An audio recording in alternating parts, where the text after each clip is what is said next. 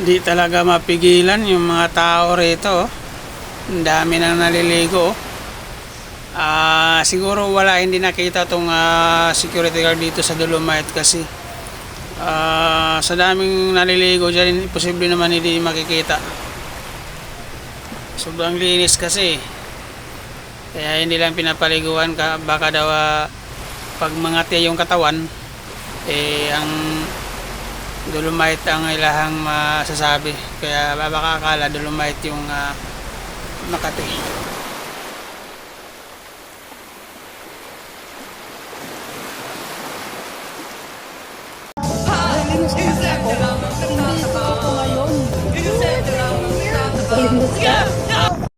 Magandang araw mga kainusinti. Ngayong hapon mga kainusinti, dito tayo ngayon sa Dolomite Beach. Grabe, napakalinis. Daming mga tao ngayon dito na nagtagpisaw sa dagat. Di mo talaga napipigilan. Hi! Na may mga babae, bata, matatanda naliligo sa dagat.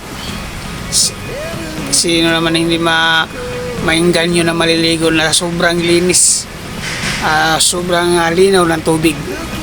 Pero walang security guard ngayon dito, kasi hindi man sila nakikita sa sobrang dami nila. Grabe, di mo mapigilan mga kainosente.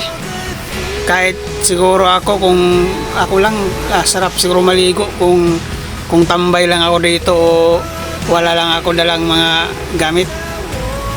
Sarap maligo sa dagat na. Itong mga binata na to, ready na sila na pumunta ng dagat. Kinuha na nila yung mga sinilas nila.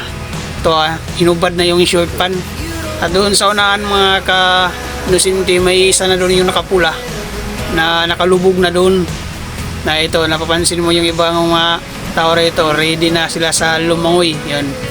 Yun, may isa na doon, na may dalawang bata si kuya. Bale, sarap kasi yung init niya, hindi pa masyado kasi palubog na yung araw.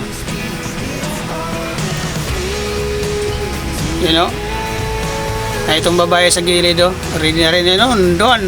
Wala. Tuwara, nagsinabligay na. Yun, nandun may isa, papunta na doon sila sa malalim na parte ng dagat. Grabe.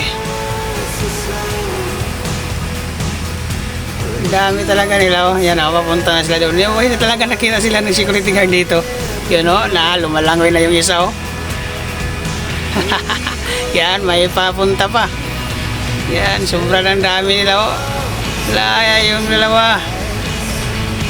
Yan, panoorin natin mga kainosente. Sige. Malalim mo siguro dyan, kasi hindi na sila nakatayo. Malalim mo siguro dyan.